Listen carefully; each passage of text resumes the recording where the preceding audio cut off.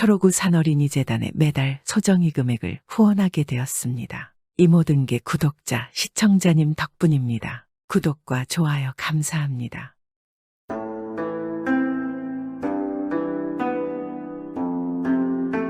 옛날 옛적의 고려의 명재상 서희의 할아버지는 서신일이라는 인물이었습니다. 그는 신라의 아전이었으나 신라가 망하자 한적한 시골에 내려가 농사를 지으며 살고 있었습니다. 서신일은 강직하고 선하며 생명이 있는 모든 것을 함부로 하지 않았습니다. 그런 사내가 나라가 망하자 더 이상 조정의 뜻을 둘 수 없어 한적한 시골에 내려간 것입니다. 그런데 그러던 어느 날 서신일이 들에 나가서 일을 하고 있었는데 사슴 한 마리가 화살에 맞은 채 피를 흘리며 다가오고 있었습니다. 그 모습을 본 서신일은 사슴을 불쌍히 여겨 상처를 돌봐주고 있었는데 얼마 지나지 않아서 이 사슴을 쫓아 내려온 사냥꾼이 모습을 드러냈습니다. 사냥꾼이 점점 가까워지자 서신일은 얼른 사슴을 숨겨주었고 사냥꾼은 그에게 다가와 물었습니다. 이보시오. 노인장 혹시 화살을 맞은 사슴 한 마리를 보지 못하셨소? 분명히 화살을 맞고 이곳으로 왔단 말이오. 그러자 서신일은 보지 못했다고 말하면 사냥꾼이 구석구석 살피다 자신이 숨겨준 사슴을 찾아낼 것만 같았습니다. 그래서 잠시 생각한 뒤에 사실대로 말했습니다. 그 사슴을 보았습니다. 그러자 사냥꾼이 너무 좋아라 하며 말하는 것입니다. 이거 다행이구만. 그래, 그 사슴이 어디에 있습니까? 지금 멀리 가지 않았을 것입니다. 그러자 서신일은 담담하게 말했습니다. 내가 사슴이 불쌍히 보여서 숨겨주었습니다. 사냥꾼은 어이가 없다는 듯이 다짜고짜 따지듯이 말하는 것입니다. 그렇다면 어서 내놓으시오. 그 사슴은 내 것이오. 내가 사냥하려고 여지껏 쫓아온 놈이란 말이오. 내 얼마나 수고를 한지 아시오. 어디 있어, 빨리 내놓으시오. 사냥꾼의 독촉에도 서신일은 그 사슴의 슬픈 눈망울이 떠올라서 사냥꾼에게 사슴을 내어줄 수가 없었습니다. 이보시오, 내가 당신에게 사슴을 내어주면 어떻게 하실 작정이요? 이보시오, 노인장 사냥해서 잡은 짐승이니 장에 내다 팔거나 잡아먹거나 둘 중 하나 아니겠소. 빨리 내놓으시오. 쓸데없는 소리 하지 말고. 그러자 다그치는 사냥꾼을 보며 서신일은 잠깐 생각하고서는 그렇다면 그 사슴을 나에게 파는 게 어떻소? 이보시오. 노인장 내가 보니까 농사나 조그만하게 지으면서 어렵게 사시는 것 같은데 무슨 돈이 있다고 그런 말을 하는 게요. 사슴값이 얼만 줄으나 아시오. 노인장이 1년을 농사를 지어 벌어도 살 수가 없을 터. 말장난은 그만하고 어서 사슴이나 내놓으시오. 아니요, 진심으로 하는 말이요. 나 돈 있소이다. 그러니 나에게 파시오. 서신일이 진지하게 말하자 사냥꾼도 조금은 흔들렸는지 이전과는 다르게 되물었습니다. 이리 진지하게 이야기를 하는 거 보니 농은 아닌 듯하고 정말입니까? 진짜로 사슴을 살 돈이 있소. 정말이오네. 아무리 나이를 먹고 이런 시골 구석에서 밭이나 갈고 있지만 남자로 태어나 한 입으로 두 말을 할 수 있겠소이까? 내 약조한 것은 목에 칼이 들어와도 지키는 게 내 신념이요. 서신일이 그리 당당하게 나오자 사냥꾼은 노인장이 보통 사내는 아니라는 것을 알게 되었습니다. 노인장의 기계가 대단하시구려. 좋소이다. 그렇게까지 말한다면야 내 당신에게 값을 받고 사슴을 내어드리리다. 그렇게 서신일과 사냥꾼은 서로 합의한 금액으로 계산을 끝냈고 사냥꾼은 떠나며 서신일에게 말했습니다. 이보시오, 노인장 혹시나 해서 말씀을 드리는 건데 그 사슴을 풀어줄 생각은 하지 않는 게 좋을 거요. 내가 다시 사냥해서 그 사슴을 잡아버리면 그때는 당신이 돈도 잃고 그 사슴도 잃는 거 아니겠소. 어설픈 동정심으로 나중에 후회하지 마시오. 그러자 서신일은 고개를 끄덕였습니다. 걱정 마시오. 이제 사슴은 내 것이니 이제 내 사슴을 어찌하든 내 마음이요. 당신은 어서 이곳을 떠나도록 하시오. 그렇게 사냥꾼이 떠나자 서신일은 사슴을 안고 집으로 와서 정성껏 돌보기 시작했습니다. 산에서 나는 귀한 약초까지 뜯어와서 다친 사슴에게 발라주며 몇 날 며칠 사슴 곁에서 먹고 자기를 반복했습니다. 그리고 그런 서신일의 정성이 통했는지 사슴의 상처는 점점 상태가 좋아지더니 어느새 사슴은 이전의 건강한 모습을 되찾을 수 있었습니다. 서신일은 이제 사슴과 헤어질 때가 되었음을 느끼고 사슴을 데리고 밖으로 나왔습니다. 사슴아, 이제 너도 몸이 완쾌되었고 나와 정도 많이 들었겠지만 이제 돌아가야지. 내가 살아갈 곳은 저 넓은 자연의 품이란다. 허니 이제는 네 갈 길을 가려무나. 그리고 부디 몸 조심하여 전처럼 사냥꾼에게 잡히지 말거라. 내 말 잘 알겠지? 자, 이제 어서 가거라. 서신일은 사슴에게 마지막 인사를 하였습니다. 사슴도 그의 마음을 알았는지 한동안 주위를 맴돌다가 산을 향해 달려가기 시작했습니다. 그리고 산의 높은 곳에 가서 한참 동안 서신이를 바라보았습니다. 그런데 놀라운 일이 일어났습니다. 이때 서신일의 나이가 70이었는데 기적인지 아니면 사슴의 보은이었는지 정말 놀랍게도 서신일의 아내는 아이를 갖게 되었습니다. 그의 아내는 꼬박 10달을 채워 건강한 사내 아이를 낳았고 부부는 아이의 이름을 서필이라 지었습니다. 그런데 서필은 가난한 집에서 태어났지만 그 재주가 매우 비상하였고 아버지를 닮아서 강직하며 선하였습니다. 물론 늙으신 부모님을 극진히 돌보고 시간이 날 때마다 학문에 열중했습니다. 서신일 부부는 그런 아들을 애지중지 키웠습니다. 하지만 이미 그 당시에 나이가 많았던 부부는 아들 서필이 성인이 되기 전에 세상을 뜨고 말았습니다. 어린 서필은 그래도 혼자서 농사를 지으며 학문을 게을리하지 않았습니다. 그리고 그 후 세월이 흘러 서필은 자신의 재주를 살려서 벼슬길에 올랐으며 끝내 재상의 자리에까지 오르게 되었습니다. 그러던 어느 날 임금인 광종이 재상인 서필과 여러 신하들에게 금으로 만든 술잔을 하사하였습니다. 다른 신하들은 모두 황송해하며 기쁜 마음으로 술잔을 받았지만 서필은 술잔을 사양하며 말했습니다. 전하, 신이 이렇게 벼슬길에 올라 재상이 된 것만으로도 몹시 황송한 일인데 이렇게 금술잔까지 받는다는 것은 재분에 넘치는 일입니다. 그리고 황공하옵니다만 옛말에 사치를 하면 집안이 무너지게 되나 근검절약하면 못 다스릴 일이 없다고 하였습니다. 헌데 신하된 자가 이렇게 금술잔을 받게 되면 임금은 무슨 잔을 써야 한다는 말입니까? 허니 전하, 이 술잔을 물러주시옵소서. 그러자 광종이 기뻐할 줄 알았던 서필이 이를 물리자 그래도 자네가 날 잘 보필하여 이리 나라가 태평성대인데 이 정도는 내야 사할 수 있는 것 아니겠는가. 그냥 이 술잔을 받게나. 그러자 서필은 다시 간곡하게 말하는 것입니다. 전하, 그리 말하신다면 그 술잔을 팔아서 지금도 굶주리고 있는 백성들을 구제하는 데 써주십시오. 네, 그리 하신다면 전하가 하사한 것을 받은 것과 다르지 않습니까? 서필의 말을 들은 광종은 크게 깨닫게 되었고 술잔을 몰린 뒤에 진심으로 그에게 고마움을 느꼈습니다. 그리고 얼마 후 광종은 고려로 귀화한 송나라 관리들에게 백성들이 집을 넘겨주기로 결정을 하였는데 조정에 있는 신하들 중에 이 일을 두고 문제를 삼는 이가 아무도 없었습니다.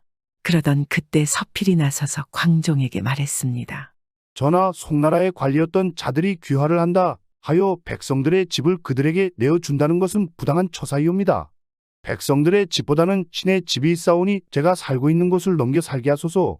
이 나라의 소중한 백성들이 어찌 다른 나라의 관리보다 못하겠습니까? 객손님에게 주인집을 내주는 것과 무엇이 별반 다르겠습니까? 그러자 광종이 깜짝 놀라며 말하는 것입니다. 아니 그게 무슨 말이요. 그리 되면 경은 어디서 지내려고 그런 말을 하는 거요. 전하, 신이 운 좋게 재상의 자리까지 올라서 이리도 넓은 집에 살고 있었습니다. 하오나 신은 제 자손들까지 재상의 집에 살기를 바라지 않사옵니다. 신은 자손들에게 넓은 재상의 집보다는 학문을 배우며 백성을 사랑하는 마음을 물려주는 것이 더 값지다고 생각되옵니다. 저는 지금 제가 받고 있는 녹봉으로 작은 거처를 마련하겠습니다. 저와 제 식솔들은 그것으로도 충분합니다. 허니 전하, 제 뜻을 윤호하여 주시옵소서. 허허짐은 그럴 수 없소이다. 아무리 그래도 이 어찌 그리한단 말이요. 자네는 이 나라의 재상 아니요. 어찌 남노한 집에서 살겠다는 것이요. 전하, 제발 신의 뜻을 허락해 주시옵소서. 송나라의 관리에게 집을 내어준 백성들도 재상인 저보다 중요하지 않겠습니까? 백성이 없다면 재상이 무슨 소용이 있겠습니까? 다 백성들의 녹봉을 먹고 사는 하나의 관직에 불과합니다. 전하, 윤호하여 주십시오. 서필이 뜻을 굽히지 않고 완강히 나오자 광종도 더 이상 어찌할 수 없었고 그의 뜻대로 따랐습니다. 그리고 많은 신하들에게 서필이 청렴함을 칭송하였습니다. 그리하여 서필은 오두막을 구해 그곳으로 이사하였으며 말년에 그 오두막에서 자신의 자식들을 가르쳤습니다. 그리고 서필은 죽는 그 순간까지 청렴결백한 삶을 살았습니다. 이런 서필의 아들이 바로 그 유명한 서희였습니다. 서희는 할아버지 서신일과 아버지 서필의 인품과 능력을 물려받아 아주 훌륭한 인물이었습니다. 서희는 아버지에 이어서 고려의 재상이 되었고 거란의 침략이라는 절체절명의 위기의 순간 목숨을 걸고 홀로 적진에 들어가서는 뛰어난 외교력으로 소손영과 단판을 짓고 강동 6주를 회복하는 큰 공을 세우게 되었습니다. 유명한 서희라는 영웅이 탄생하게 된 배경에는 선하고 훌륭한 인품의 할아버지와 뛰어난 능력과 청렴함을 갖춘 아버지가 있었다는 것을 알 수 있습니다. 그리고 후세의 사람들은 서신일이 살려준 사슴이 보온을 한 것이라고 말하고 있습니다.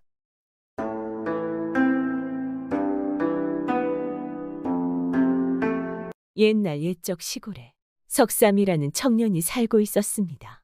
심성이 매우 착한 석삼이는 아버지를 일찍 여의고 과부가 되신 어머니 한 분이 계셨습니다. 하지만 집안을 일으키고자 어려서부터 공부에만 매달렸지만 과거에 급제하지 못했습니다. 남의 집 살림을 해가며 아들을 뒷바라지하는 어머니의 등이 점점 굽어가니 석삼이의 얼굴엔 하루하루 근심이 가득하였습니다.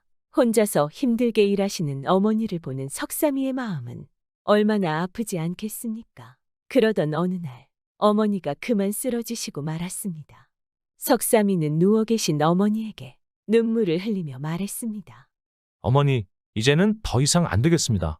이제부터 제가 공부를 그만두고 일을 시작하겠습니다. 너무 걱정하지 마시고 빨리 기운 차리세요. 석삼이의 말을 듣고 힘이 빠진 어머니는 석삼이를 꾸짖었습니다.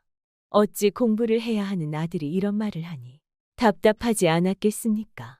이놈아, 쓸데없는 소리 하지 말거라. 지금껏 공부밖에 안 한 놈이 뭘 하겠다는 거냐? 너는 집안일은 걱정하지 말고 공부에만 전념하거라. 어머니, 아직도 과거에 급제도 못하지 않았습니까? 아프신 어머니를 두고 더 공부한다는 건 제가 더 이상 가슴이 아파서 안 되겠습니다. 이렇게 말하며 석삼이가 눈물을 흘리자 어머니는 아픈 몸을 일으키더니 석삼이에게 다시 말했습니다. 우리 아들 석삼아, 넌 아직 때를 만나지 못했을 뿐이야. 이 어미가 보기엔 넌 충분히 급제할 수 있는 능력이 있단다. 너무 절망하지 말고 조금만 더 기다려보자. 우선 금강산 근처에 있는 내 숙부께 도움을 청해보자. 분명히 도와주실 게다. 어서 다녀오거라.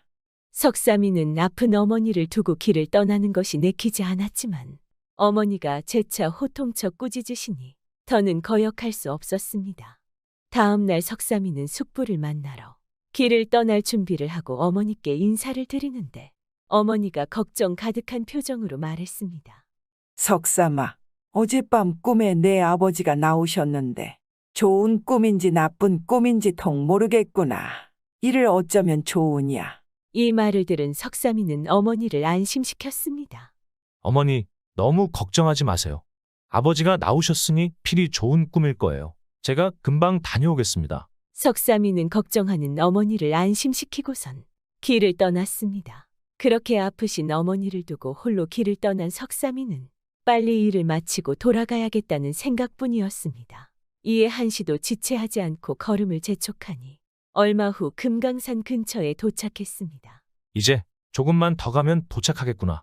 조금만 힘내자. 그런데 갑자기 점점 하늘이 어두워지기 시작하더니 먹구름이 하늘을 가득 메우는 것으로 보아 곧 큰 비가 내리칠 기세였습니다. 아이고, 이거 안 되겠구나. 근처 민가라도 찾아. 잠시 몸을 피해야겠다. 석삼이는 비를 피할 곳을 찾아 주변을 한참 헤맸지만 하필 산길을 지나는 중이라 민가라곤 보이질 않았습니다. 그가 헤매는 사이의 먹구름은 비바람이 되어 내려치기 시작했습니다. 이에 무작정 앞만 보고 걸어가던 순간 멀리 불빛이 보였습니다. 혹여 잘못 본 건 아닌가 싶어 몇 번이나 눈을 깜박였지만 그것은 불빛이 분명했습니다. 여기서 죽는 줄 알았는데 정말 다행이로구나. 다행이야. 석삼이는 그렇게 불빛을 향해 한참을 다가갔습니다. 마침내 그곳에 도착하니 커다란 기와집이 있었습니다. 이에 다가가 문을 두드렸습니다. 여보시오 주인장, 안에 계십니까? 한참 후 대문이 스르르 열리더니 아리따운 여인이 나왔습니다. 누구신데 이 밤중에 이렇게 낯선 곳을 찾아오셨습니까? 저는 하토에서 온 석삼이라고 하오. 숙부댁에 가기 위해 이 길을 지나는데 비가 쏟아져 하룻밤만 묵을 수 있을까 싶어 찾아왔소. 하룻밤 묵을 수 있겠소. 아, 그러셨군요. 저는 이 집에 살고 있는 꽃분이라고 합니다. 비바람이 이리 몰아치는데 어찌 손님을 내쫓겠습니까? 오늘 밤은 저희 집에서 하룻밤 주무시고 가세요. 꽃분이의 안내를 따라 방 안에 들어선 석삼이는 깜짝 놀랄 수밖에 없었습니다. 불빛에 비친 꽃분이의 모습이 말로만 듣던 절세미인이었기 때문입니다. 아리따운 그녀의 모습에 넋이 나간 석삼이가 멍하니 바라보자 꽃분이가 말했습니다. 도련님, 빗길에 고생하셨으니 뭐라도 드셔야 하지 않겠어요. 잠시만 기다리세요. 한참 후 문이 열리며 저녁상을 든 꽃분이가 들어왔습니다. 그녀는 주안상까지 곁들여 가져오더니 석삼이에게 술을 따르기 시작했습니다. 이 산속 깊숙한 곳에서 만나다니 참 보통 인연이 아닌 듯 싶습니다. 오늘은 아무 생각 마시고 맘 편히 쉬다 가세요. 꽃분이가 도톰한 입술을 생긋거리며 말하자 석삼이는 몸이 달아오르기 시작했습니다. 그렇게 황홀한 기분으로 술을 몇 잔 받아 마시니 며칠을 걸어온 피로마저 모두 잊은 채 그저 몽롱할 뿐이었습니다. 취기가 서서히 올라오자 석삼이는 꽃분이를 안고 싶은 충동이 끌어올랐지만 마음을 가다듬고 말했습니다. 낭자, 저는 내일 갈 길이 머니 이만 잠에 들어야겠소. 낭자도 어서 주무시오. 그런데 그 순간 꽃분이가 다가와 말했습니다. 도련님, 실례가 안 된다면 오늘 밤 도련님과 함께 있어도 되겠습니까? 낭자, 지금 뭐라 하셨소? 설마 제가 잘못 들은 것이오. 다시 한번 말해주시오. 오늘 밤 일이 만나게 된 것도 다시 인연을 맺기 위해서 아닐까요? 오늘 밤 저는 도련님과 같이 행복한 시간을 갖고 싶습니다. 석삼이는 더는 참지 못하고 꽃분이를 와락 안았습니다. 꽃분이의 향기가 코끝을 감싸자 석삼이는 황급히 불을 끄고선 꽃분이의 매끄러운 몸을 끌어안았습니다. 이것은 꿈이 아니구나. 나에게도 이런 행운이 오다니. 그리고선 밤이 부족하도록 깊은 정을 나누었습니다. 다음 날 석삼이는 어쩔 수 없이 길을 나서야 했습니다. 하지만 발길이 쉽사리 떨어지질 않았습니다. 절세미인의 여인을 두고 쉽게 떠날 수 있는 사람이 과연 몇이나 될 수 있을까요? 그렇게 석삼이가 떠나질 않고 머뭇거리자 꽃분이가 말했습니다. 도련님, 급히 길을 가셔야 한다 하지 않으셨습니까? 갈 길이 머니어서 떠나셔야죠. 그러자 석삼이는 꽃분이의 손을 붙잡고는 말했습니다. 낭자, 옷깃만 스쳐도 인연이라 하는데 우리는 옷깃뿐 아니라 정까지 나누지 않았소. 그러니 내 어찌 당신을 두고 떠날 수 있겠소. 그러자 꽃분이는 단호히 말했습니다. 도련님, 아직 우리는 부부의 연이 아닙니다. 하셔야 할 일이 있으시니 어서 떠나세요. 그런 꽃분이의 단호한 태도에 석삼이는 서운한 듯 말했습니다. 아직 부부가 아니라 한들 그대는 내 은인이오. 그대를 두고 떠났다간 상사병으로 알아 죽을 것만 같은데 어찌 떠날 수 있겠소. 내 며칠만 더 묵고 가리다. 그러자 꽃분이가 한참을 고민하더니 더 묵고 가고 싶으시거든? 약조를 들어주셔야만 합니다. 들어주시겠습니까? 내 뭐든 들어줄 테니 어서 말해보시오. 제가 낮 시간 동안 집에서 할 일이 있으니 해가 지기 전까지는 집으로 들어오셔서는 안 됩니다. 그러니 그동안 도련님은 암자에 가셔서 글 공부를 하고 계세요. 일이 끝나면 제가 모시러 갈 터이니 그전에는 절대로 집으로 오셔선 안 됩니다. 약조하시겠습니까? 그리 어려운 일도 아닌데 지키지 못할 이유가 있겠소. 내 꼭 약속을 지키겠소. 나를 믿으시오. 이렇게 호언장담을 하고선 공부를 하러 암자에 앉아 책을 편 석삼이는 한숨을 내쉬며 꽃분이에게 약속을 지키겠다 그리 자신 있게 말했지만 해가 왜 이리 긴 것인지 아무리 공부를 해도 시간은 흐르지 않는 듯 했습니다. 한참 글을 읽다가도 어젯밤 일이 생각나니 도저히 집중이 되질 않았습니다. 이에 바람이나 쐬고자 암자를 걷고 있는데 문득 꽃분이의 말이 의심되기 시작했습니다. 어찌하여 나를 이리 보낸 것일까? 내가 알면 안 되는 비밀이라도 있는 게 아닌가? 그녀를 보고 싶은 마음뿐 아니라 괜한 의심까지 더하니 그는 더 이상 참을 수가 없었습니다. 이에 자리를 박차고 일어나서는 꽃분이의 집으로 향했습니다. 한참을 걸어 꽃분이의 집에 도착했지만 어찌된 일인지 집이 보이질 않았습니다. 혹여 잘못 온 건 아닐까 싶어 왔던 길을 몇 번이고 돌아다녔지만 꽃분이의 집은 온데간데 없었습니다. 이게 무슨 일인가? 내가 귀신에 홀린 것인가? 석삼이가 의아해하는 순간 어디선가 거대한 구렁이가 달려오더니 그의 몸을 순식간에 감싸 안았습니다. 갑자기 자기 온몸을 둘러싼 구렁이의 힘에 칠복이는 벗어나고자 안간힘을 썼지만 도무지 빠져나올 수가 없었습니다. 구렁이는 붉은 혓바닥을 날름거리며 석삼이를 더 세게 감싸 안았고 그는 점점 숨이 막혀왔습니다. 머리에 피가 몰려 시야가 흐려지던 그때 거대한 다른 구렁이가 석삼이를 향해 달려들었습니다. 난 이제 정말 죽었구나. 석삼이가 체념하고 눈을 꼭 감는 순간 갑자기 그를 감싸고 있던 힘이 풀렸습니다. 이에 가까스로 살아난 석삼이가 정신을 차리니 웬 구렁이 두 마리가 서로를 칭칭 감은 채 싸우고 있는 게 아니겠습니까? 거대한 입을 활짝 벌려 서로를 물고 이리저리 흔드는 것이 참으로 끔찍한 광경이었습니다. 그들이 싸우는 틈을 타 석삼이는 잽싸게 도망쳤지만 몇 발자국 가지 못한 채 쓰러져 정신을 잃고 말았습니다. 얼마나 시간이 흘렀을까? 정신이 좀 드십니까 하며 어디선가 들리는 소리에 석삼이는 눈을 떴습니다. 눈을 떠보니 앞에는 꽃분이가 있었습니다. 석삼이는 꽃분이를 보자마자 아까 본 끔찍한 일을 이야기했습니다. 그렇게 한참을 떠드는데 꽃분이의 모습이 무언가 이상했습니다.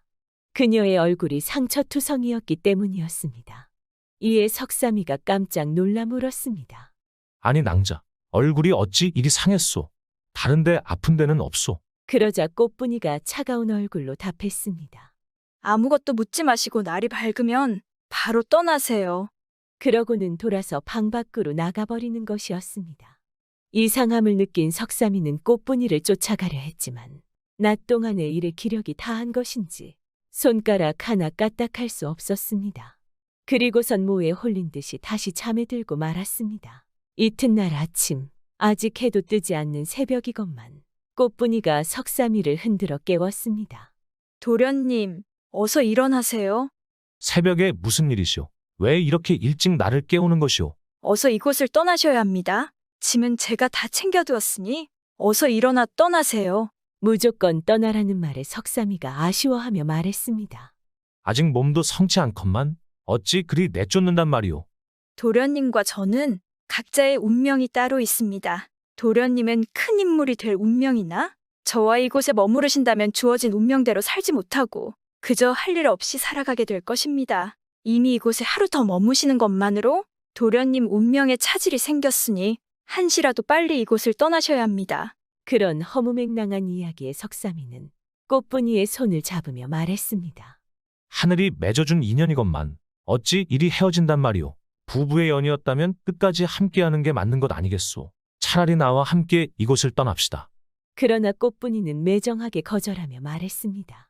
우리의 인연은 여기까지입니다. 운명의 끝에 언젠간 다시 만날 일이 있지 않겠습니까? 하지만 도련님이 이곳을 떠나지 않거나 혹은 떠났다가 다시 돌아오시면 운명마저도 바뀌어 다시는 만나지 못할 수도 있습니다. 그러니 더는 망설이지 말고 이곳을 떠나세요. 꽃분이가 냉정하게 이야기하자 석삼이는 더 이상 지체할 수가 없었습니다. 이에 몸을 일으켜 자리를 떠났습니다. 절세미인을 품에 안은 것부터 구렁이에게 죽을 뻔한 일까지 많은 일이 짧은 순간에 일어났으니 석삼이는 믿기지 않았습니다. 몽롱한 기분에 마치 꿈인 것만 같았지만 꽃분이를 향한 이 애타는 마음을 보니 이는 꿈이 아닌 게 분명하였습니다. 그렇게 꽃분이를 그리며 길을 가다가 문득 그녀의 상처투성이던 얼굴이 떠올랐습니다. 어제 구렁이들의 싸움에 휘말려 다친 것이 아닌가? 그렇다면 위험한 곳에 여인 혼자 놓고 오는 것인데 어찌 사내가 되어 그럴 수 있단 말인가? 그러한 걱정에 석삼이는 꽃분이의 당부를 모두 잊은 채 다시 그녀에게로 향했습니다. 꽃분이의 집 근처에 다다랐을 무렵 갑자기 산을 울리는 호통 소리가 들려왔습니다. 석삼이 내 이놈, 왜 돌아오지 말랬더니 다시 돌아오는 것이냐? 이 한심한 놈. 어찌나 소리가 큰지 호통 소리에 나무마저 벌벌 떨 정도였습니다. 이에 석삼이는 자리에서 기절할 뻔하였습니다. 그는 놀란 가슴을 부여잡고 간신히 대답했습니다. 누구시오? 누구신데 나를 이렇게 큰 소리로 부르는 것이오? 나는 이 산의 산신령이다. 그대로 떠나라 했건만 어찌 다시 돌아온 게냐? 산신령님, 이 산에는 거대한 구렁이가 살고 있는데 그것들이 제가 사랑하는 여인을 공격할까 걱정되어 돌아왔습니다. 그리 오래 공부를 했건만 헛똑똑이로구나. 여인이 바로 구렁인 것을 어찌 모르는 게냐? 자신과 사랑을 나누었던 꽃분이가 구렁이라니 석삼이는 믿기지 않았습니다. 그것이 무슨 말씀이십니까? 자세히 말씀 좀 해주십시오. 그렇게 산신령에게 따지려는 순간 석삼이는 그동안 의아했던 점들이 하나둘 떠올랐습니다. 외딴 산속의 기와집과 어젯밤 상처투성이었던 꽃분이의 얼굴, 또한 그녀가 한 행동들이 생각났습니다. 어제 낮 시간 동안 집을 비우라 한 것과 오늘 해가 뜨기 전 서둘러 그를 돌려보낸 것 모두 아침 해가 떠오르면 자신의 정체가 들킬까봐 미리 내보낸 것이 틀림없었습니다. 이거 참, 그 여인이 구렁이었다니. 짧은 시간이었지만 뜨거운 사랑을 나눈 꽃분이가 사람이 아니었다니 믿을 수 없는 일이었습니다. 이에 석삼이는 하염없이 눈물을 흘리자 산신령이 말했습니다. 이제라도 사실을 알았으니 어서 내가 갈 곳으로 돌아가거라. 그런데 순간 어제 구렁이들의 싸움이 다시 생각났습니다. 분명 한 구렁이는 자신을 죽이려 했으나 다른 구렁이는 자신의 목숨을 구하려 하지 않았겠습니까? 산신령님, 그녀가 아무리 구렁이라 한들 제 생명의 은인입니다. 어찌 제 은인을 그저 떠날 수 있단 말입니까? 그리고는 산신령을 뒤로 한 채 다시 꽃분이의 집으로 향했습니다.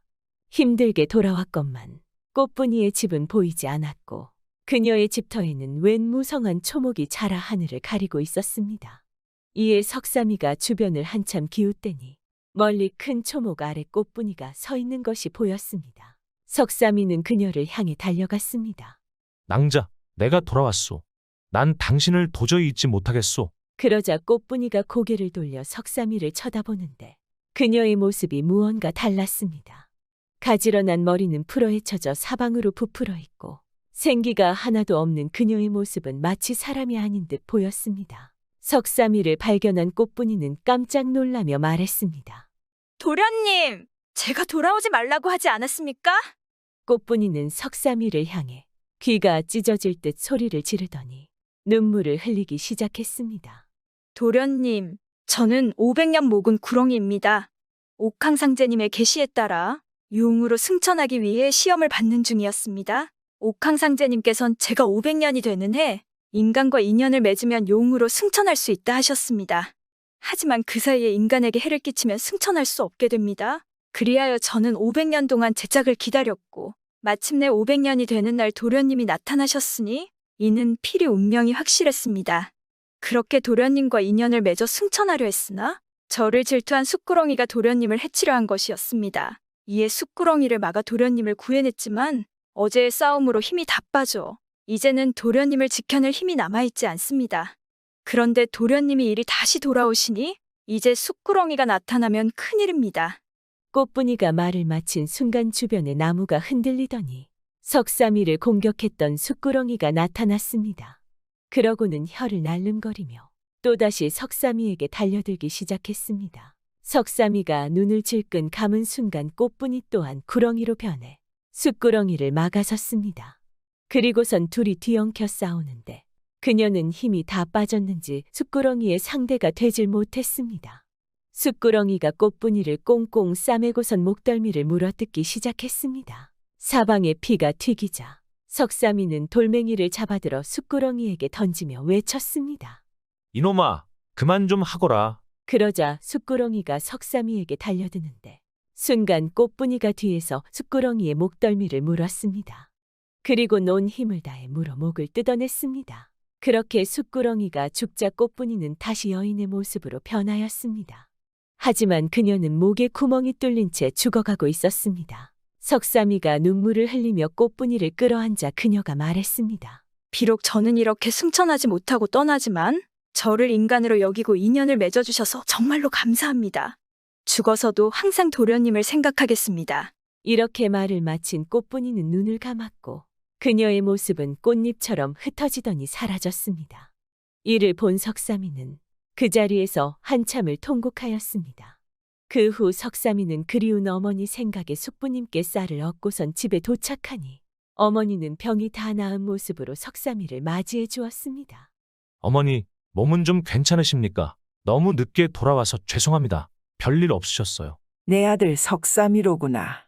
며칠 전 우리를 불쌍히 여긴 누군가가 놓고 간 것인지 마당에 온갖 금은 보화와 쌀가마니들이 놓여 있더구나.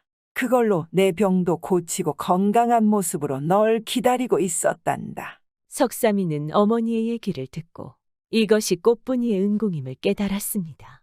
그렇게 꽃분이의 은공 덕에 석삼이는 집안 걱정 없이 글 공부를 할 수 있었고 결국 과거에 합격하여 벼슬자리에 올랐습니다.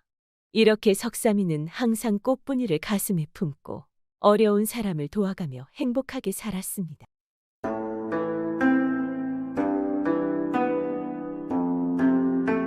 옛날 옛적에 어느 마을에 돌쇠라는 양반 소년이 살고 있었습니다. 돌쇠는 일찍이 부모가 사고로 세상을 떠나고 홀로 외롭게 살고 있었습니다. 그런 환경에서도 돌쇠는 성심이 착하고 남의 것을 절대 탐하지 않는 그런 사내였습니다. 그리고 농이라고 해도 거짓말을 하지 않는 아주 강직하게 자랐습니다. 글 읽는 양반이 말이 양반이지 돈이 없으면 그저 허울 좋은 일 아니겠습니까? 집에 돈이 없어서 남이 양반 집 허드낸 일을 도와주고 생계를 이어갔습니다. 그리고 일을 마치고 돌아와서는 글 읽는 것을 게을리 하지 않았습니다. 그런데 이 마을에는 욕심 가득한 탐욕한 마님이 살고 있었습니다. 이 마님은 오로지 돈밖에 모르는 안악인 것입니다. 보통 양반집의 머슴들이 대여섯이 해야 할 일을 그냥 2명의 머슴에게 일을 시키고 그것도 모자라 투덜대거나 하소연하기만 하면 그간이란 세경을 한 푼도 주지 않고 쪼자내는 정말 탐욕한 마님인 것입니다. 그런데 이 마님이 어느 날 장에 갔다가 가져온 돈 1,000냥이 없어진 것입니다. 어찌 돈주머니가 없어진 것이지? 내 분명 치마 저고리에 고이 넣어놨는데? 어떤 놈이 가져간 거 아니야? 그렇게 마님은 생각하고 함께 따라온 종들에게 찾으라고 고래고래 소리쳤습니다. 그런데 아무리 찾아도 돈주머니는 없는 것입니다. 집에 돌아온 마님은 끙끙 앓다가 좋은 생각이 떠올랐습니다. 그래서 방을 걸고 이렇게 써놓았습니다. 1,000냥을 주운 사람이 있다면 아무개한테 오시오. 그 돈을 찾아주면 100냥을 주겠소. 그리고 마님은 잃어버린 돈을 기다리고 있었습니다. 돌쇠가 아침에 일을 하러 나가는데 집 앞에 돈주머니가 보이는 것입니다. 돌쇠가 주워서 열어보니 돈이 1,000냥이나 있는 것입니다. 이런 이 큰 돈을 잃어버린 사람이 있구나. 이 사람은 지금 얼마나 애통하고 있을까? 이걸 어떻게 찾아주지? 그래, 고을원님에게 갖다 주면 금세 찾아주실 거야. 돌쇠는 전혀 망설이지 않고 돈주머니를 들고 관아로 향했습니다. 그런데 관아 근처에 다다르자 사람들이 웅성웅성 하는 것입니다. 돌쇠가 몽고하니 사람들 사이에서 보자 돈주인이 돈을 찾아주면 100냥을 주겠다는 방이 붙어 있는 것입니다. 돌쇠는 안도했습니다. 아, 다행이다. 주인을 찾을 수 있겠구나. 빨리 가서 찾아줘야지. 지금 얼마나 마음고생하고 있을까. 돌쇠는 마님의 집에 가서 돈주머니를 찾았다고 말하지 않겠습니까? 그러자 마님이 기뻐하며 돌쇠한테 달려왔습니다. 정말 찾은 게냐? 1,000냥 주머니? 어서 빨리 내놓아봐라. 그러자 돌쇠가 가슴속에서 꺼내어 마님에게 주었습니다. 마님은 돈을 세어보자 정말 1,000냥이 딱 맞는 것입니다. 그런데 이제 돌쇠에게 100냥을 주어야 한다는 생각에 장난을 치기 시작했습니다. 돌쇠가 가져온 돈주머니에서 100냥을 몰래 빼내어서 자신의 소매에 넣고 놀라는 척하며 돌쇠에게 호통을 치는 것입니다. 내 이놈 분명 돈이 1,000냥이어야 하는데 어찌 900냥만 있는 것이냐? 분명 내 놈이 100냥을 훔친 것인 게야. 당장 100냥을 내놓아라. 그러자 착한 돌쇠가 어이가 없지 않겠습니까? 그래서 떨며 말했습니다. 마님 분명 1,000냥이 있었습니다. 정말 억울합니다. 일체 한 푼도 가져가지 않았습니다. 그러자 마님이 음흉한 표정을 지으며 돌쇠에게 말하는 것입니다. 내 이놈 정말 안 되겠구나. 널 관아로 끌고 가서 벌을 받게 할 것이다. 그리고 돌쇠를 관아에 고발해서 돌쇠와 마님이 사또 앞에 불려나가게 되었습니다. 이 고을 사또는 다른 사또와 달리 해안이 높고 판결을 아주 잘한다는 소문이 파다했습니다. 그런 사또가 자초치정을 다들은 후 고개를 끄덕이었습니다. 그리고 마님의 안 좋은 소문을 익히 들은지라 판결하기 쉬웠습니다. 사또는 돌쇠를 보며 차분히 말하는 것입니다. 내가 이 돈주머니를 주었을 때는 여기에 얼마가 있었느냐? 돌쇠는 거림낌 없이 말했습니다. 예, 1,000냥이 있었습니다. 그러자 사또가 다시 마님을 보고 말했습니다. 당신이 이 주머니를 열어보니 얼마가 있었습니까? 예, 900냥이 있었습니다. 이놈이 돈을 보니 흑심이 생겨 100냥을 훔쳐간 것이지요. 그러자 사또가 기다렸다는 듯이 마님을 쏘아보며 말했습니다. 당신이 잃어버린 것은 1,000냥 돈주머니인데 이자가 준 것은 900냥 아니오. 그럼 돈주인한테 잘못 돌아간 것 같소. 다시 이자에게 900냥을 주고 1,000냥짜리 돈주머니를 찾아보시오. 그리고 돌쇠야, 너는 900냥을 잃어버린 사람이 더 이상 찾아오지 않으면 그건 내 몰이다. 그리 알고 물러가라. 탐욕한 욕심쟁이 마님은 백냥을 아끼려다 그나마 들어온 900냥까지 날기게 되었습니다. 그래도 사또 이 말이 맞는지라 아무 말도 못하고 집으로 갔습니다. 그리고 사또가 돌쇠를 잘 보니 비록 행색은 초라하지만 눈빛이 아주 맑고 강직해 보였습니다. 그래서 이방을 불러 관아에 소일거리를 주었습니다. 서찰을 정리하고 판결문을 모아두는 서고에서 일하게 시켰습니다. 900냥과 일거리가 함께 들어오니 돌쇠는 너무 기쁜지 않겠습니까? 그런데 돌쇠는 한 가지 아쉬운 게 있었습니다. 일찍 조실부모해서 혼례를 치르고 자식들을 많이 낳고 싶었습니다. 그러던 어느 날 돌쇠가 사는 마을에는 아주 커다란 소나무가 한 그루 있었는데 그 소나무 바로 아래의 집에는 혼기가 꽉 찬 딸이 있는 부부가 살고 있었습니다. 돌쇠는 집 근처를 지나다가 집의 딸을 보게 되었고 한눈에 반하여 연모하게 되었습니다. 그래서 늘 돌쇠는 소나무를 구경한다는 핑계로 집 근처를 기웃기웃하였습니다. 하루는 부부가 친척 집에 경사가 있어서 집을 떠나고 딸이 혼자서 집을 보고 있었습니다. 그런데 돌쇠가 그것을 알고는 몰래 집에 가서 이 처녀의 양어깨를 잡았습니다. 그러니 이 처녀가 그것을 뿌리치고는 돌쇠를 가만 보고는 말했습니다. 도련님이 예전부터 저를 보러 이곳에 오시는 것을 알고 있었답니다. 저 또한 도련님과 같은 양반에게 시집가는 것이 좋을 것이라 생각은 하고 있었습니다. 하지만 지금 이렇게 생각 없이 행동하시다가는 도련님이 우리 부모님에게 안 좋게 보이게 될까 심히 염려스럽습니다.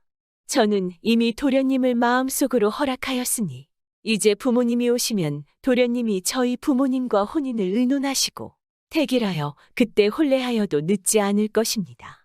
그러니 우선 이러지 마시고 기다리세요. 돌쇠는 이 말을 듣고는 너무나 좋아했습니다. 외모뿐 아니라 말 하나하나가 공손하며 배려하는 것 같았습니다. 돌쇠는 문득 아녀자의 어깨를 잡은 것을 후회했습니다. 알겠소, 낭자. 내가 그러리다 놀라게 해서 미안하오. 내 행동을 부디 용서해 주시오. 그렇게 돌쇠는 처녀와 약속을 하고 돌아갔고 처녀는 약속대로 부모가 돌아오자 자신의 마음을 사실대로 털어놓고 돌쇠와 자신의 부모가 만날 자리를 마련해 주었습니다. 그리하여 돌쇠는 처녀의 부모와 함께 인사를 하고 혼인을 하려고 하던 참이었습니다. 그런데 마을에 또 다른 양반집 자제인 칠복이가 예전부터 이 처녀의 용모에 반해서 흑심을 가지고 있었습니다. 이 처녀가 돌쇠와 혼인을 약속하였다는 사실을 알게 된 칠복이는 너무나 분했습니다. 아니, 내가 돌쇠 놈보다 못한 것이 무엇인가? 그 놈은 가난뱅이에다가 글자도 다 제대로 알지 못하는데 나는 잘 배웠고 돈도 많고 돌쇠 그놈은 조실부모한 고 하나 다름없는데 이대로 낭자를 빼앗길 수는 없지. 칠복이는 그렇게 못된 마음을 가지고 돌쇠를 몰래 납치하여 선발을 묶고 입을 틀어막아 자기 집에 집단 쌓는 곳에 아무도 보이지 않게 처박아놨습니다. 그러니 돌쇠는 그곳에서 꼼짝달싹을 못하는 처지가 되었고 물도 밥도 먹지 못하여 곧 죽게 생기지 않겠습니까? 아, 돈도 벌었고 제대로 된 일도 찾았고 고운 신부도 얻었는데 이제 여기서 죽는구나. 내 복이 여기까지인가 보다. 돌쇠는 언제나 매일같이 마을의 제일 큰 소나무 아래에 와서 바로 옆집에 사는 처녀를 보곤 하였는데 어느 날부터인가 돌쇠가 보이지 않으니 처녀는 이상하게 생각했습니다. 아니, 이게 어찌 된 일이지? 왜 도련님이 요즘 통 보이지 않으시는 걸까? 무슨 일이 있는 게 틀림없어. 처녀는 아무래도 돌쇠에게 뭔가 일이 생긴 것이 틀림없다고 생각했습니다. 그리하여 이리저리 마을을 돌아다니며 수소문을 한 결과 자신에게 평소에 추파를 던지던 칠복이가 며칠 전 돌쇠를 찾아다녔다는 이야기를 듣게 되었습니다. 그러니 이 처녀는 곧장 칠복이에게 가서 따졌습니다. 우리 돌쇠 도련님 어디에 있어요? 뭐라는 거야? 돌쇠는 누구야? 난 그런 놈을 알지도 못해. 처녀가 다짜고짜 따져대니 칠복이는 당황하며 대답을 하였습니다. 하지만 아무래도 칠복이의 대답하는 모양새가 뭔가 수상쩍다고 느낀 이 처녀는 계속해서 칠복이를 추궁했습니다. 그러니 칠복이는 끝내 대답을 하지 않고 당황해하며 방문을 닫고 그냥 들어가 버렸습니다. 이 집 어딘가에 도련님이 있을 거야. 빨리 찾아야 돼. 안 그러면 서방님에게 무슨 일이 생길 거야. 이 처녀는 결례를 무릅쓰고 용기를 내어 집을 헤집고 돌아다녔습니다. 평민이었던 그녀가 양반의 집을 뒤진다는 것은 몰매를 맞을 일이었으나 그녀는 그것을 염두에 두지 않고 집을 뒤졌습니다. 그 기세가 워낙 드세니 칠복이 집에 있는 하인들이나 사람들도 무척 당황하여 그녀를 막지는 못하고 어리둥절하고만 있었습니다. 그렇게 그녀가 드디어 칠복이의 창고를 뒤지니 그곳에서 곧 죽을 지경이 되어버린 돌쇠를 찾아낼 수 있었습니다. 그녀는 돌쇠를 풀어주었고 주변 사람들의 도움을 받아서 돌쇠를 자신의 집으로 데려와서 물도 주고 미음을 입에 넣어주어 돌쇠의 목숨을 구하였습니다.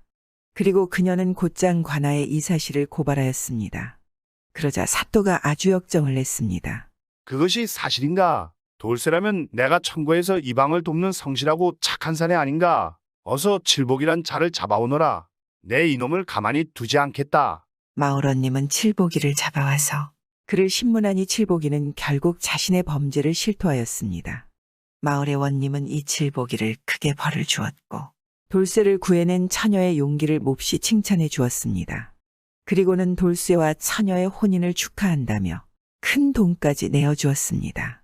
처녀 덕택의 돌쇠는 무사히 살아나서 처녀와 혼인을 하게 되었고 두 사람은 서로 아끼며 행복하게 오래오래 살았습니다. 그리고 자신의 신랑감을 구해낸 이 처녀의 이야기에 마을 사람들은 오래도록 그녀를 칭찬했다고 합니다.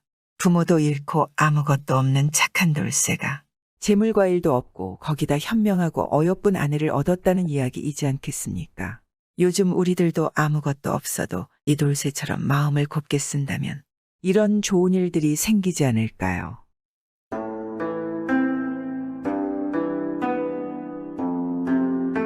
옛날에 아주 먼 옛날 한반도에는 중국이 시시때때로 쳐들어와서 조선의 백성들을 괴롭혔습니다. 그러니 조선의 젊은 남자들은 모두들 중국의 침략에 대비해서 늘 군대에 끌려갈 준비를 해야 했습니다.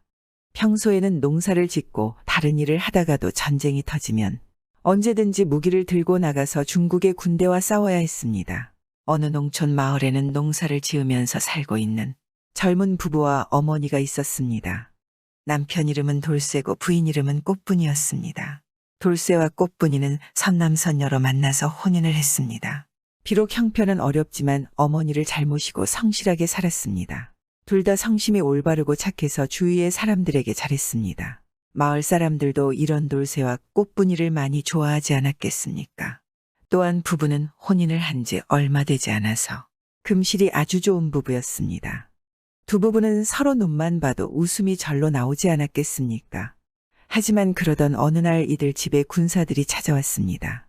중국에서 군대가 침략해 왔기 때문에 돌쇠를 군대로 데려가기 위해서였습니다. 이복의 자네 내일 아침에 떠나야 하니 준비하게나 가지고 있는 무기가 될 만한 것도 챙겨오도록 하시오. 병사 하나가 돌쇠에게 말하는 것입니다. 돌쇠는 사랑하는 부인과 어머니를 두고 떠나야 한다는 사실에 너무나 슬펐습니다. 하지만 어쩔 수 없었습니다. 자신뿐만 아니라 자기 또래의 모든 남자들은 당연히 가야 하는 것이기 때문입니다. 서방님 어쩐답니까? 저를 두고 어찌 가신답니까? 저는 서방님이 안 계시면 하루도 살 수가 없습니다. 험한 전쟁터인데 어찌 서방님 몸이 성할성 싶습니까? 서방님 우리 이대로 도망가서 살아요. 그러면 전쟁터에 안 나가도 되지 않을까요? 꽃분이는 자신의 말이 안 된다는 것을 알면서도 억지를 부리며 눈물을 훔쳤습니다. 아들아, 꼭 살아서 돌아와야 한다. 우리 둘이 잘 살고 널 매일 기다릴 터이니 우리 걱정하지 말고 가서 몸조리 잘해라.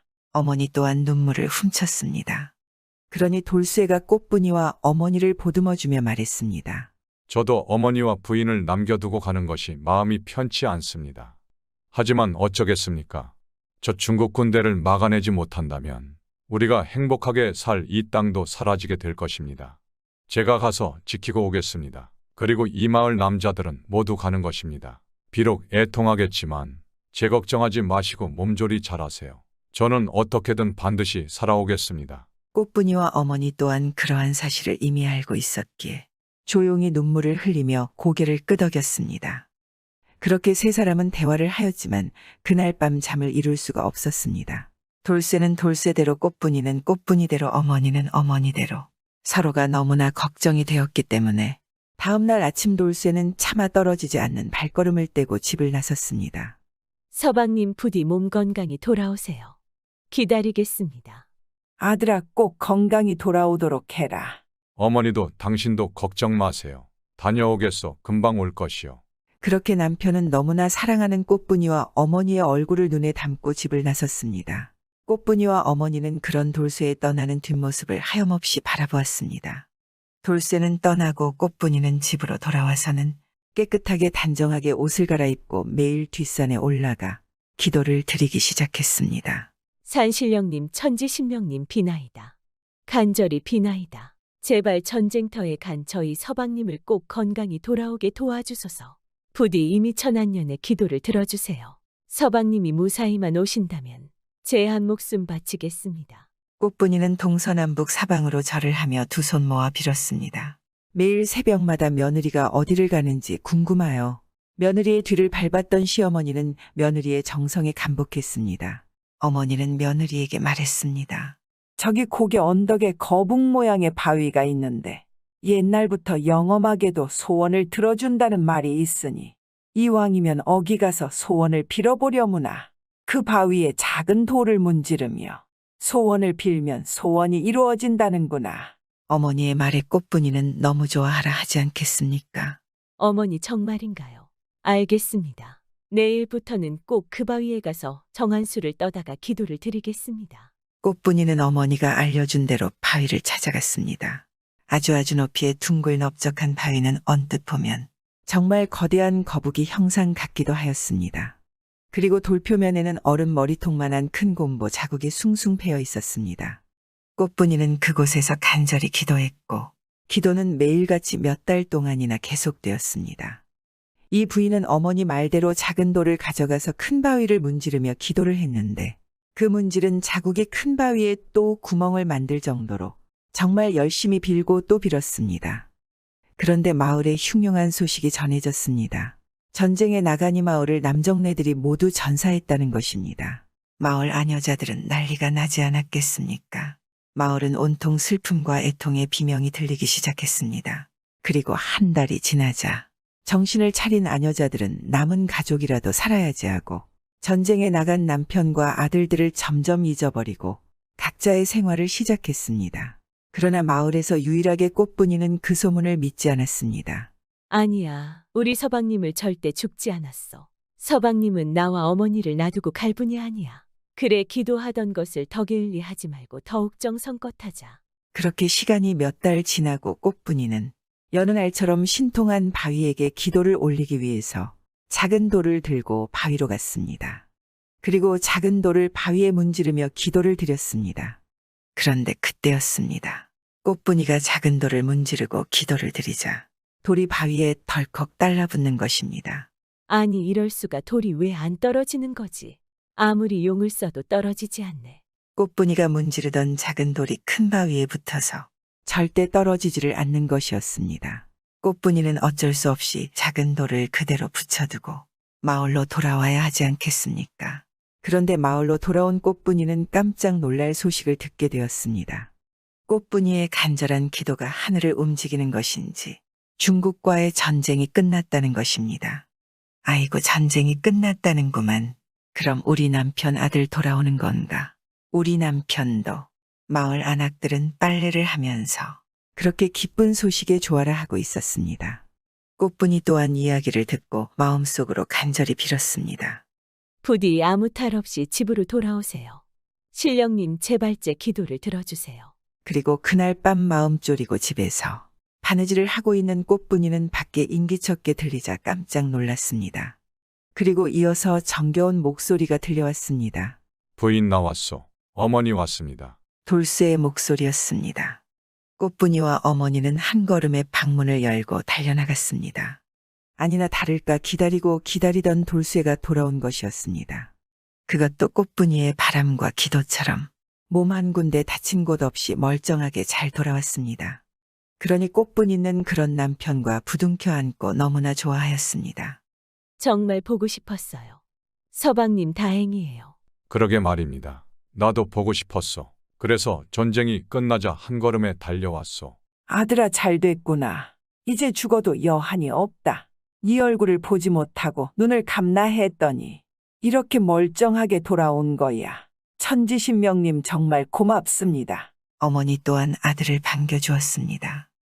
한참을 기쁨의 눈물을 흘리며 그렇게 얼싸안고 좋아하였습니다. 그리고 기쁨의 만남이 진정이 되자 돌쇠가 부인과 어머니에게 말하는 것입니다.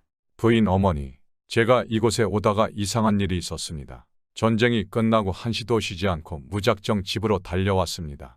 그런데 몇 날을 달려오니 너무 힘이 들어 산속의 나무 밑에서 잠깐 쉬었는데 저도 모르게 금방 잠이 들었습니다. 그런데 잠이 들자마자 웬 산신령이 나타나서 돌쇠야 일어나라. 지금 이곳에서 자면 안 되느니라. 당장 일어나서 집으로 달려가거라. 부인과 어머니가 너렛하게 기다리고 있다. 전 꿈속에 신령님의 말대로 바로 눈이 떠졌습니다. 그래서 무작정 집으로 향하는데 어느 정도 산을 내려오니 글쎄 산사태가 나서 제가 자던 곳이 무너진 것입니다. 이게 필시 저를 살려주려 산신령이 나타난 게 아니겠습니까? 그 말을 들은 어머니가 돌쇠에게 널 살려준 것은 바로 내 아내 덕분이다. 매일 정성껏 빌고 또 빌고 해서 하늘이 기도를 들어주었나 보다. 애미야, 너 때문에 돌쇠가 살아왔구나. 그리고 다음날 꽃분이는 빨래를 하러 나가서 동네 안악들에게 자신이 바위에서 있었던 신기한 일을 말해주었습니다. 그리고 남편이 돌쇠가 무사히 돌아와 그가 꾼 꿈의기를 했습니다. 아니 정말이요, 바위에 돌이 찰싹하고 붙었다고. 그러면 남편이 무사히 돌아온다고. 마을 안악들은 웅성웅성 되기 시작했습니다. 바위가 소원을 들어준다는구만. 그렇다니까. 돌을 가지고 문지르면 돌이 찰싹하고 바위에 붙어버린대. 그럼 소원이 이루어지는 거라는데 나도 해봐야겠구만. 그렇게 마을 사람들은 바위에 신통력이 있다고 굳게 믿게 되었습니다. 그래서 건강에 안 좋은 사람, 아이를 낳지 못하는 사람, 큰 걱정거리가 있는 사람들, 수많은 사람들이 몰려가서 크고 작은 소원을 바위에 작은 돌을 문지르며 빌기 시작했습니다. 그렇게 수많은 사람들이 작은 돌로 하도 문질러대서 큰 바위가 여기저기 파이고 깎여서 더 많은 구멍이 생겼습니다. 이 바위가 바로 한양인왕산에 있던 부침바위입니다. 부침바위는 1970년대에 길이 확장되면서 부서지고 없다고 합니다. 그 부침바위의 이름이 담겨져 있는 부암동이라는 동 이름만이 남겨져 있습니다. 전쟁을 나간 아내의 지극한 기도가 남편이 무사하게 돌아오게 했다는 이야기이지 않겠습니까?